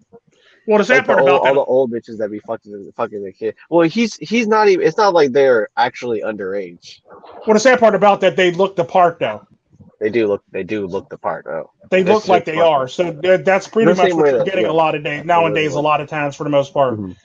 Like the sad part about that, the girls actually, when they say the girls are underage, they actually don't look like they're underage. It's basically their size that makes it look like they're underage. But you look at their faces, like that bitch is like 24. Like, come on now, that bitch is not 18. I can look at her face and say she's not 18, no matter how much makeup you put on her face. Come on now. But the boys look like they're literally like 16, 17, 18. And that's typically how, if you ever notice, Jordy looks like he's 15 or 17. Little D look like he's 12, maybe 13 or 14 at most. And then you got the other dude, I forget his fucking name. I forget his name, but he looks like he's a kid too. I feel like if you like try to beat it up like how King Nasir does it in the videos, like you probably would like desensitize yourself. Well, the sad part about that, what a Oh, lot of people actually and then don't no, know, but you what a don't lot of need people to. actually Like don't yeah, know about the yeah, porn you don't business is a lot of even these be able people to. actually use like drugs, or they'll use Viagra, or they'll use some type of drug so they can get hard for camera So if they're not fucked up. attracted to the person. The sad part about that, there's a lot of men in the porn business that's not attracted to the women that they're fucking, so they have to take some type of sedative or some type of drug to basically make them seem like they're attracted to the women. Yeah, God like damn. Yeah, matter of fact, there are men in the porn industry that literally have penis pumps.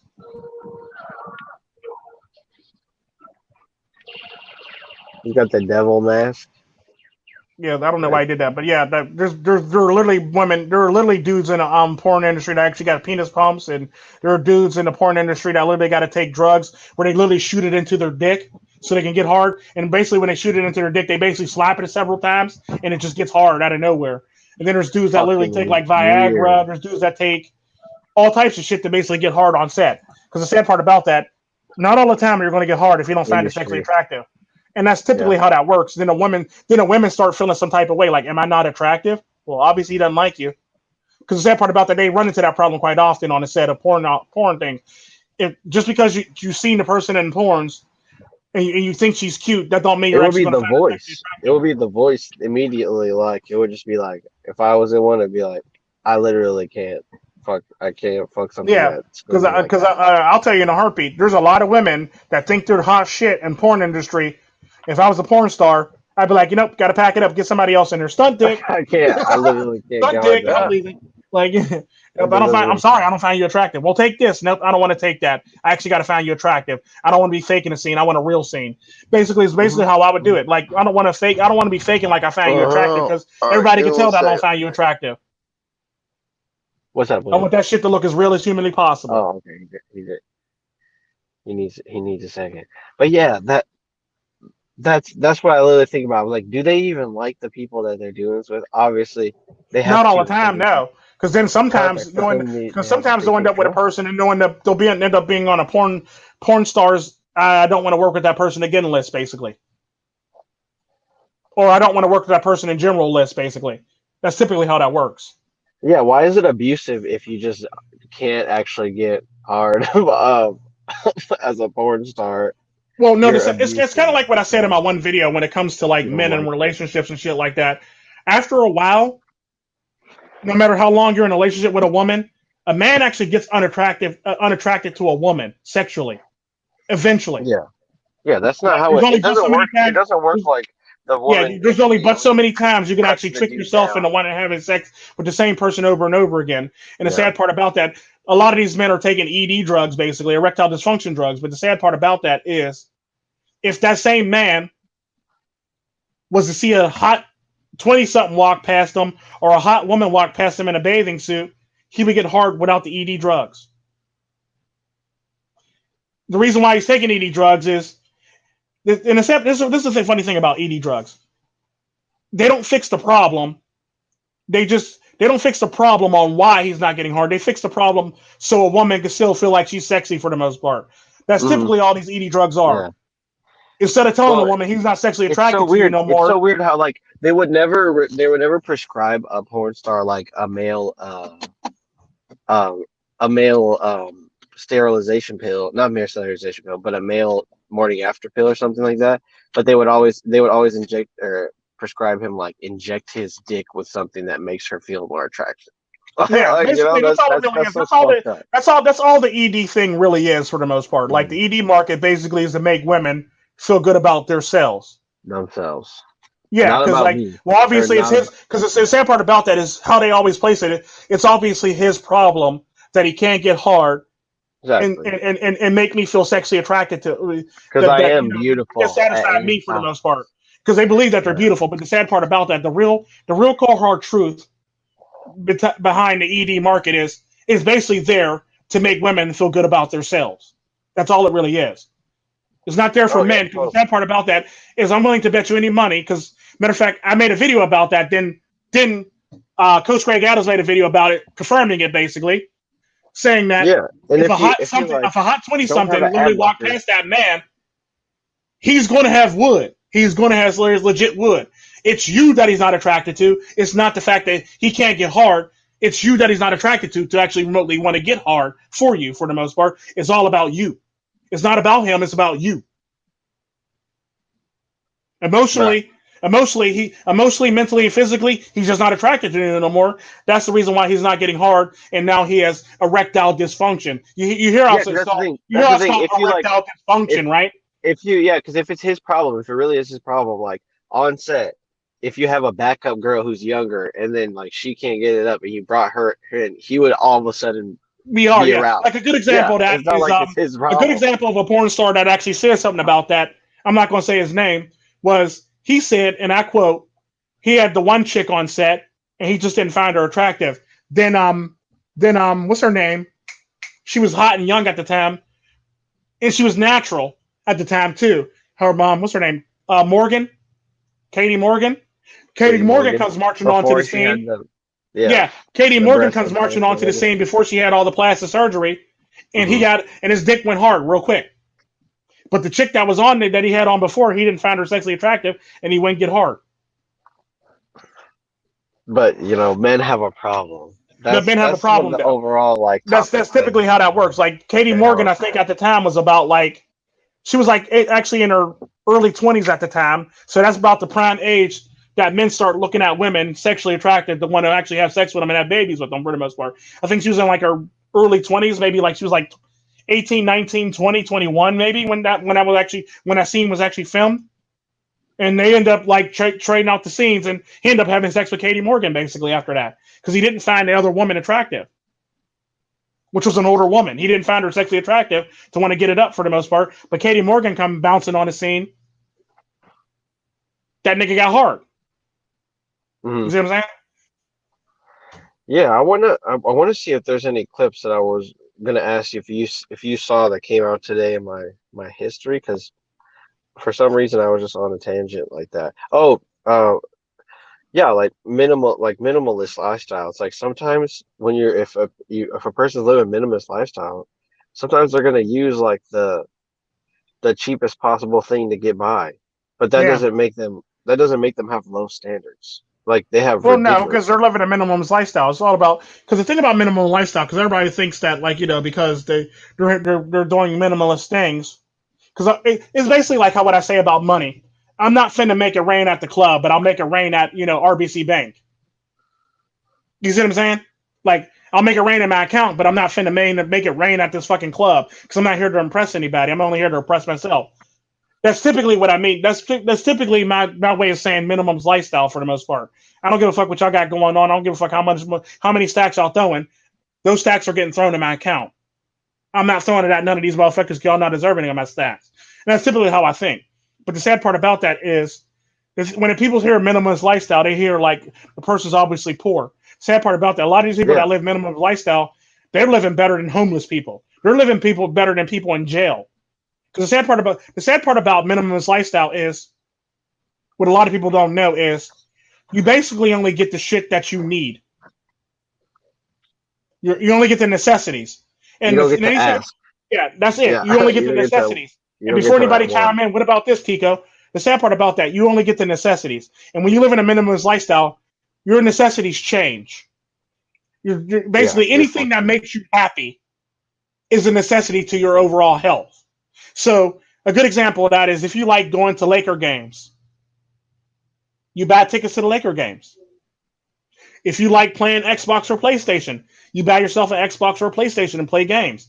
If you like playing games on a computer, you basically get yourself as a subscription at Steam and you play all your games on computer. Or you buy games and you basically download them to your computer and you go on about your merry way. That's typically how that works. So the sad part about that is when you live in a minimum lifestyle, your needs change. Some of your wants that would normally be wants in a relationship become your needs to make you happy, because it's all about making yourself happy to your fullest potential. Or you're trying to make yourself as happy as you fully can to your fullest potential. When I hear about the dating game now, the red pill, it's just like they make it seem like so much work to like keep a woman around you.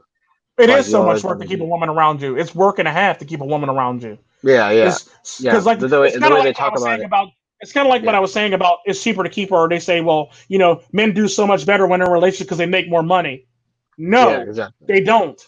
They make more money, but all that money is going out the window. And then if you're in America, only 90% of people in America have money put aside just in case shit happens. I mean, I'm sorry. No, 90% of people who live in America don't have money set aside just in case shit happens. So all that money that he's making ain't shit when the whole entire house of cards collapse. You see what I'm saying? When the shit hits the fan, it don't matter if he's making 300,000, 400,000, 900,000, 800,000. If you're living paycheck to paycheck, you're living paycheck to paycheck. And this is how men live better than men. This is how single men that only make like 45,000 a year live better than men who are in relationships that make 800,000 a year. Because if you're in that relationship and you're married, that money is literally going out the window for shit that you don't even know is going out the window for half the time, for shit that you normally wouldn't be able to afford, for anything basically, because they'll say, well, you're making your children's life better. Okay, what about the man that's actually working to get this money? How is his life improving? His life isn't improving because he's stressed out because he got to go to work every day. And if he loses his job, he's stressed out because now he got to figure out how to take care of his fucking family. You see what I'm saying? So in all technicality, Just because you're in a relationship, that don't mean you have a better life. That only means your wife is having a. That basically plays into the whole entire narrative of happy wife, happy life.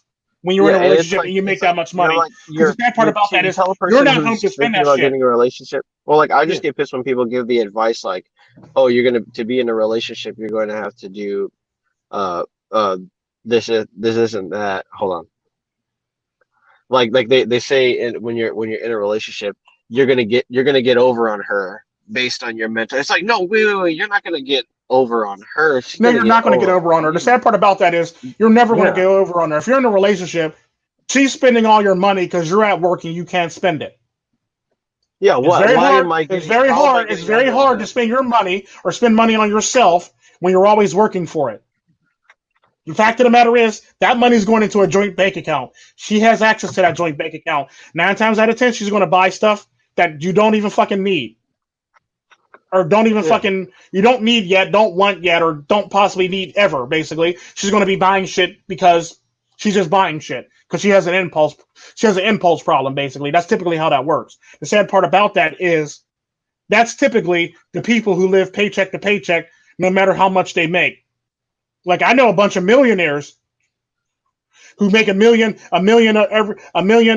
every other week, basically, who are literally living paycheck to paycheck because their wife is spending that shit as fast as they make that shit, if not faster than they make that shit. That's what I mean by more money, more problems. The more money you get, the more money she sees, the more money she thinks she can spend. I know men that only make 46,000 a year and have a slush fund for just in case shit happens. You see what I'm saying? Like I know Yeah, men like that this literally shit. make only 46,000 a year, live perfectly fine by themselves, got all the stuff that they want and need in their house to make them happy, and they got a slush fund just in case something happens to their house. Like if a roof falls off, they ain't got to worry about being stressed out and actually having to work hard and get double extra, triple overtime to pay for the roof. They got it in their savings, and they can pay for that roof. A good example of that is a video that Sandman made. Basically, there was a time in Canada where on his block, on his whole entire block and around his surrounding neighborhood, the electricity went out. Nobody in the neighborhood had the money to buy a generator, so they suffered through the darkness for weeks on end. He was the only one in the neighborhood who actually had a generator, and he basically lit up his whole entire house and had electricity, had all his working appliances working and shit like that for the most part, because he was the only one in the neighborhood smart enough to buy a generator. Despite the fact that it was loud and his neighbors were mad at him, and Sandman did put up some Christmas lights to rub it in, which was actually pretty funny, Sandman. I like that shit. That was some funny shit right there. But he put up Christmas lights in his window basically just to rub it into his neighbors, letting them know that Mhm. he actually got light, and you probably should have planned this a little bit better. Like his neighbors didn't have electricity for a while, but Sandman had electricity because he had a generator to make it work. That's the Yeah. problem. That's the difference between a man that's single and a man that's in a relationship. Now, if a man that's in a relationship, he'd have thought to buy that generator, but his lovely wife would have told him, "That's a stupid idea. We don't need that shit." Then this, Simp. then an electricity rolls out and it goes out in that whole entire neighborhood. Now all of a sudden, that generator's a good idea. Now she's harping on him for not getting that generator, despite the fact she told him that's a dumb idea. We don't need that shit. That's a So pointless wait, buy. so You see what I'm saying? if a fem yeah, as if a female is beta, does that like does she attract like beta man? Well, no. The sad part about that, it don't matter what a woman is. Let her be beta, alpha, whatever the fuck. Basically, she's always going to have that mentality for the most part, unless she grew up in a third world country, or unless she grew up in a household that is like not America TradCon, but actually very traditional for the most part. That's typically how that's going to work. No, Unless you go. tradcons want hella attention in America. They're nothing like the ones like they grow up in social media. Well, no, Like they the have TradCons in America are nothing like the TradCons in other countries for the most part. yeah, they're like They're nothing exactly. like that. Like they're literally like feminists in disguise for the most part. That's pretty much what a Exactly. TradCon in America is. They're basically feminists in disguise. They're basically a feminist will tell you that Tradconers, a feminist will basically tell you they're taking your money, will feminists rob in you and tell disguise. you that your money they'll rob you for your money and tell you somebody else is robbing you for your money and then that's not them. Whereas a TradCon will finesse you for your money. Yeah. That's typically how that works. You got the Decepticrats and the Manipulaticons. Wait, Manipulaticans. Yeah, that's pretty much what Those it you is. got. That's That's pretty the much what choice it you is. got. A feminist will basically fuck you Republibots. fuck you over, and point at somebody else that they're fucking you over. Uh-huh. A tradcon will basically finesse you out of your money. Then secretly move it to another account. That's what That's these not a joint older account, women basically. are doing. That's what these MILFs are doing. They're trad conning, and simps and white knights are getting Like a good example of a tradcon not woman. good. Shaq's ex-wife. This is an epidemic. Shaq's wife. Shaq's Who is that? ex-wife. When she was, I don't know. well, like basically Shaq, when Shaq was playing basketball, they had a joint account. This heifer actually opened up another account, and she moved money from the joint account to her private account to save money. You see what I'm saying? Money. To Wait, quote but she unquote wasn't try to saving save it, money. right? Now, it's one thing to save like a couple thousand. It's another thing to have like a couple million in there. Or a couple 100,000 in there. Like now you're not saving money. Now you're trying to figure out an out plan now. Like literally that's what that is. You're basically trying to figure out how to get out of this shit. Or you're trying to like figure out how to get out of this shit and make it look like this money belongs to you while trying to take them to the cleaners, basically. You see what I'm saying?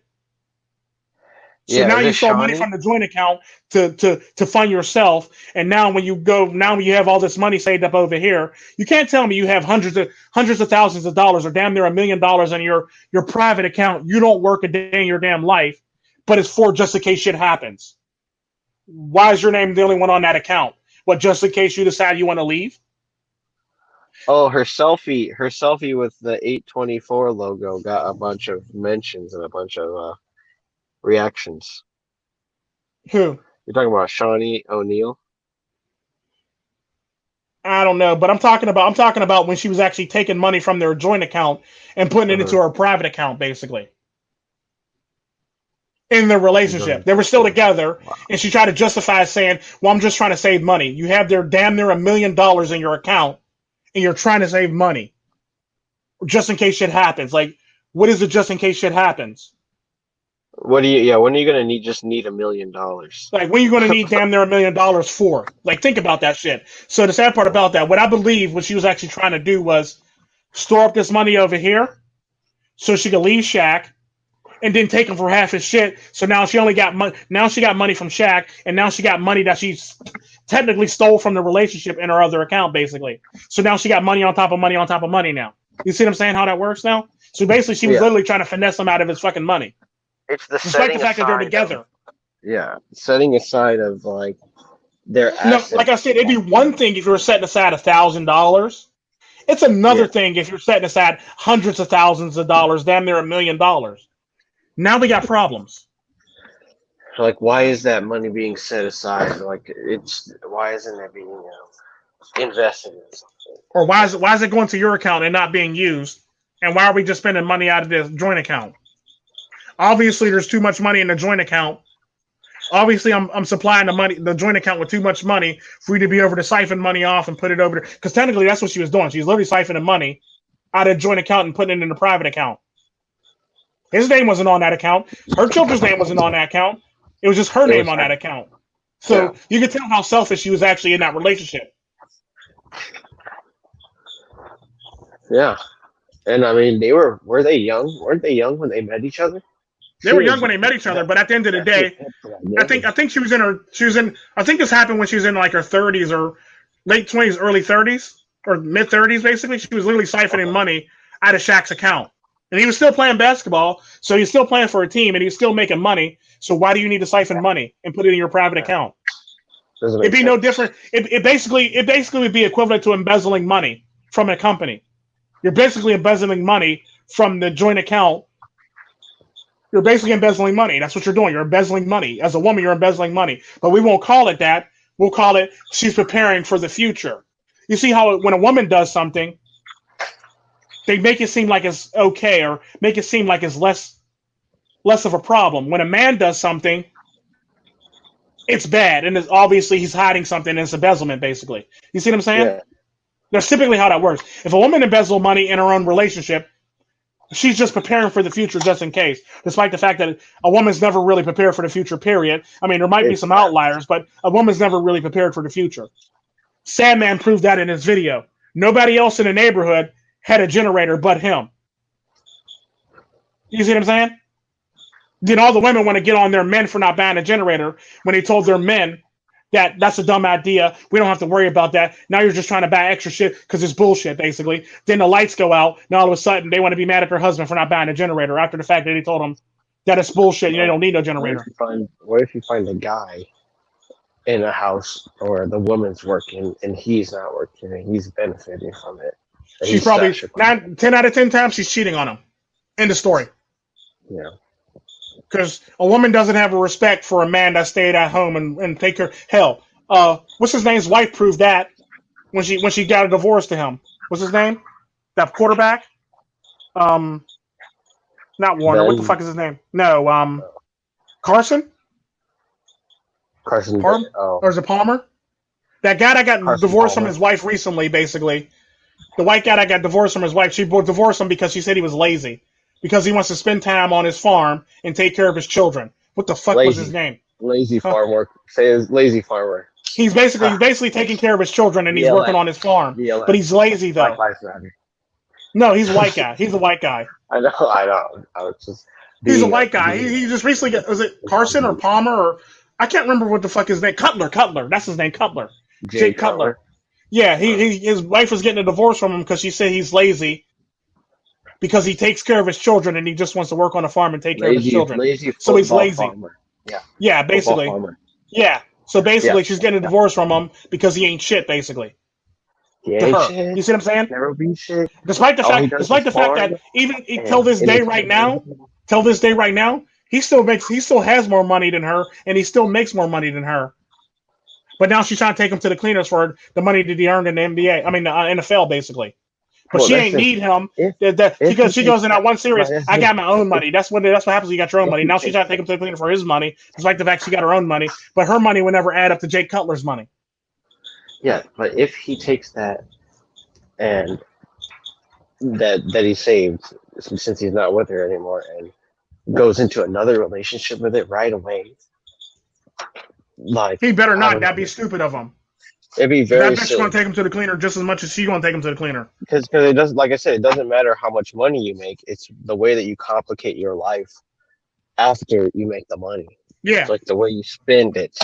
Yeah, because I know a lot of people that are broke that grew up broke, and you would never know they're rich. Like they look broke outward appearance, but you would think they're broke. I mean, but they actually got money. And I know a lot of people who are actually wealthy that don't look like they're actually wealthy. They look like an everyday fucking polo wearing guy, basically, or polo pants and t-shirt looking guy, basically. Mm-hmm. Like there's a lot of people like that are very wealthy or got a lot of money, basically, but you would never know they have money because the thing about wealthy people or rich people is the point of actually having wealth is you don't want everybody knowing you actually have that wealth or have that money for the most part. But the problem is we live in a society where everybody got to flaunt, or the word of the day is stunt, or got to do the bling bling lifestyle. That everybody pretty much knows what you have and knows what you make. Like a good example of that is we have an idea how much Denzel Washington make, but we don't actually know how much Denzel Washington makes. You see what I'm saying? Because he's not out there stunting and bling blinging it like everybody else would be. You see what I'm saying? You see how that works? Right. And it's typically men like him, where if you were to see him in everyday life, if you didn't know it was Denzel Washington, and the sad part about that, a lot of women actually ran into him and didn't even know he's Denzel Washington. He said, like a lot of women, he walked into a lot of women, they didn't even know he's Denzel Washington because he lives a plain life. He doesn't live in the glitz and glams of Hollywood for the most part. Yeah, and he's been married to his wife. He's been married to his wife for a very, very long time.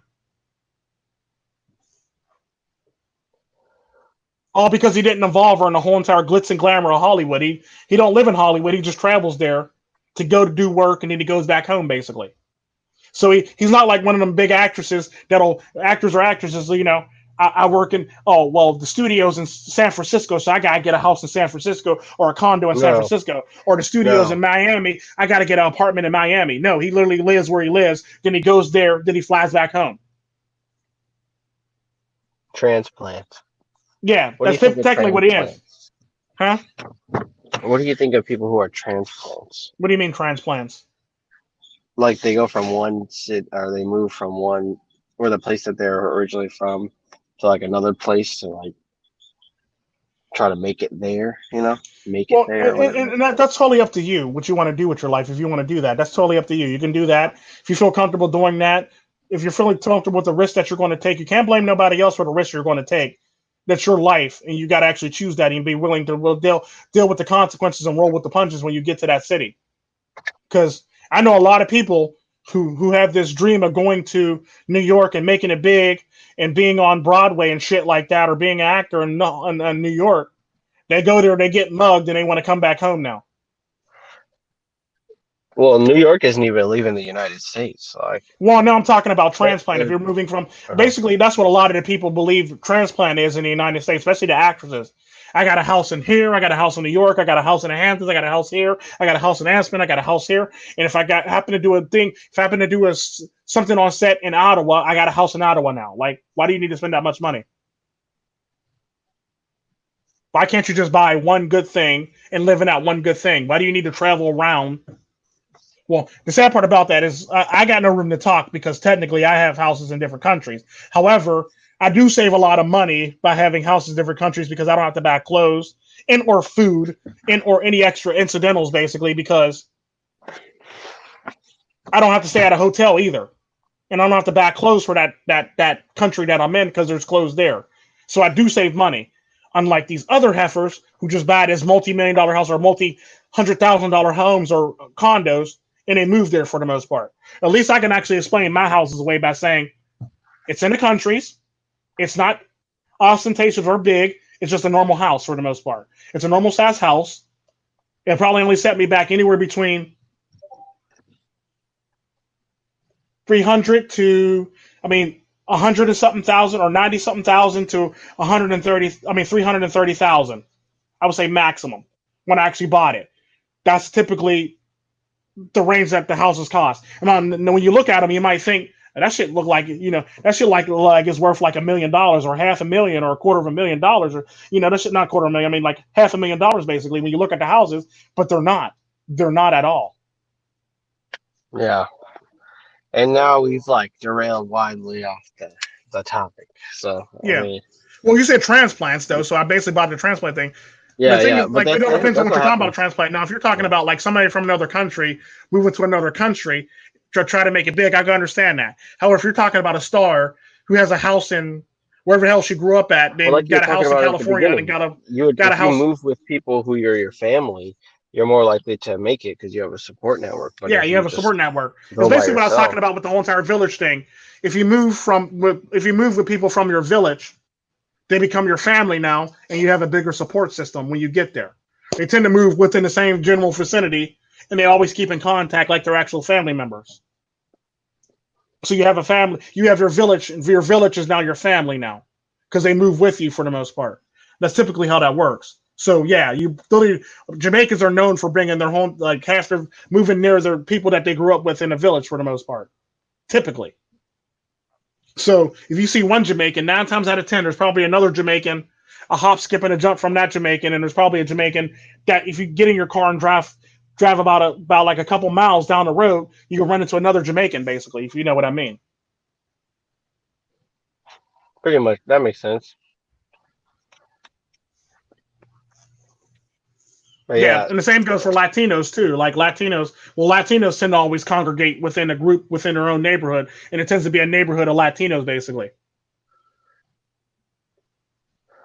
Yeah, they don't really feel ostracized. Yeah, because they literally live in neighborhoods with people like them that look like them and talk like them, and they really don't have to worry about shit because they're all there to protect themselves. It's basically like with George Lopez said in his newer special and his thing where he said Latinos are great. No matter where you are in the world, you mess with one being, you fuck with the whole entire burrito, and that's true. You fuck with one of us, you're going to fuck with the whole entire. You're going to fuck with all of us, basically, no matter where they're from in the world. Hell, they could be from fucking. They could be from Nicaragua and Costa Rica. You fuck with the Nicaraguan, and we're in America. The Costa Ricans are going to come to us the rescue. Whereas in Costa Rica, you might not get that same thing if we're both in Costa Rica and you're in Nicaragua. But if you're outside of your place and you're a Latino, we're going to protect another Latino, despite the fact that we might have beef or we might have hostilities towards each other, or we might have a disconnect. Back in your home country. You're back in your home country. But if you fuck with us outside of our home country, you're going to get all of us outside of our home country. That's typically how that works. Like just because people from Mexico and Honduras or Mexico and El Salvador don't get along, if you fuck with a Mexican, just know El Salvadorians are going to be there to rescue them or be at their side for the most part to protect their own people. It's typically what I was talking about with what's his name when he was in the live stream with us, and I was talking about Indians for the most part. We can talk about him because he's our brother, but you can't talk about him because he's not your brother. The same goes for Latinos. We could talk about him because it's our brother, our sister, but you can't talk about him because it's not your brother or sister. That's typically how we feel about shit like that. The same goes for the same goes for Jamaicans. The same goes for Haitians. The same goes for all those people for the most part. You're my daughter's godmother. Like, wait, what? And typically that's how that works because there's a tight-knit community when it comes to it. You're not going to be able to fuck with anybody. And then, like a good example, look at my flags. They got 4 different countries. Well, three of them actually, 3 different cultures basically are on them flags for the most part. If you fuck with if you fuck with me, one of these cultures are going to fuck with you. Basically, that's typically how that works. Mm-hmm. One of these 3 cultures, one of these 4 countries are going to fuck with somebody from one of these 4 countries are going to fuck with you. That's typically how that works. Like, you can't fuck with us without having somebody else fuck with you. Yeah. I should be like a yam with the Filipino flag stuck in it. And then, like... That'd be funny. And like an American flag stuck in it. Yeah. That'd be funny. Well, okay. I gotta get some sleep. Well, you go do that. Yes. And we got 3 people watching and only one person actually. We got nobody talking and 3 people watching. Okay. We got some lurkers, I guess. But yeah. You guys have a good night. Yeah. Thank you for listening. Yes. You guys have a good night. You too. Have a good night. Good night, everybody. Peace. Bye. Bye, niggas. Bye.